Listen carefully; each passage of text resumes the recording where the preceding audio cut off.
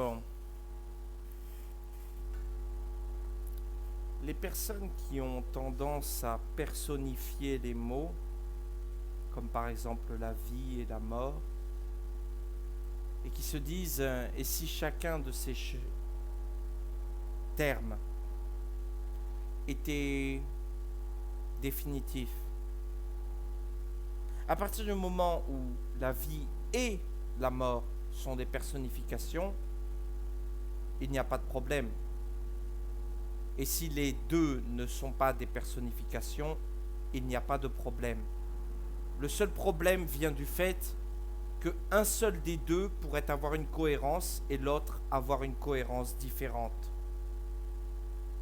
Par exemple, si la vie est une personne, alors la mort doit en être une aussi. Sinon, l'équilibre est rompu. Si la mort est une personne, la vie aussi doit en être une. Et dans les deux sens du terme, si la vie et la mort ne sont personne, alors personne ne viendra nous dire le contraire. Il faut bien comprendre que quand on pose une question, qu'elle soit de tendresse ou d'adoration, poussière de l'espèce et de la tentation, comme on dit, quand on sait à qui on a affaire, on n'a qu'une seule chose à faire pour savoir. Pour savoir, il y a une solution absolument formidable qui a été inventée par c'est un. Je n'ai jamais lu ce livre, je l'ai juste touché et il m'a beaucoup appris rien que par le toucher.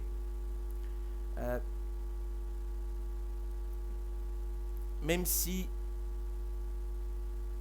j'ai en moi des livres que je n'ai pas encore touchés, notamment, oui, je comprends ce dont je dois parler. Et il y a la notion d'interrogation. Une interrogation, c'est quoi? C'est une probabilité. C'est une probabilité. Parce que, en fonction de l'interrogation, la réponse va être différente. C'est comme si on disait, Jésus-Christ, tu n'aimes pas la magie ou tu aimes la magie? Jésus-Christ dira qu'il aime la magie puisqu'il aime annuler la magie des autres, afin que le bien perdure. Aucune arme forgée contre lui ne prospérera. C'est la base de beaucoup de situations que l'on traverse.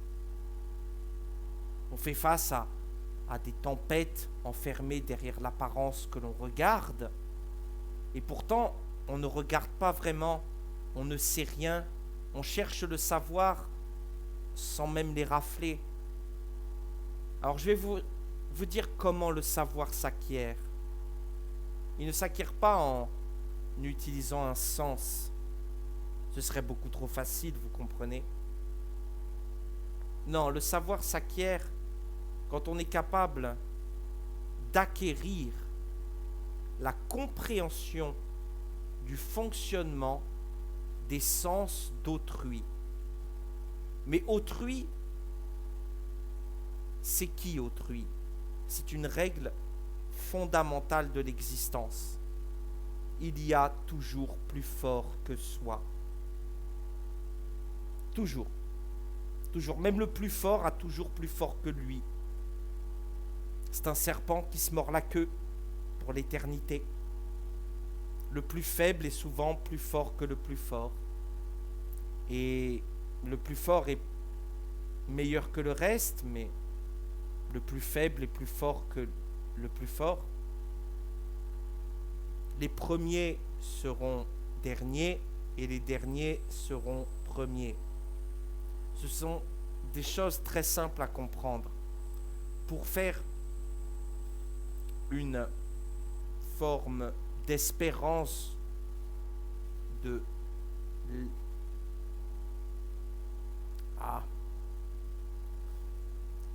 C'est-à-dire que Jésus utilisait le terme chemin, mais pour inventer un terme meilleur que Jésus-Christ, pour définir le chemin, c'est pas demain la veille qu'on va être levé, si vous comprenez ce que je veux dire. Demain est un autre jour. En japonais, on dit ashita wa ashita dayone, par exemple. Il y a plein d'autres manières de le dire, mais demain est un autre jour, c'est vrai. On dit souvent Dieu ne change pas, ce qui est vrai, mais ce qui est encore plus vrai, c'est de dire Dieu ne change pas quand il se change. C'est ainsi que je vais finir cette débâcle sur un point très important: la tranquillité d'esprit est ce qui vous permet d'avancer. Dans le bruit et le brouhaha, on n'avance pas. Merci de m'avoir écouté.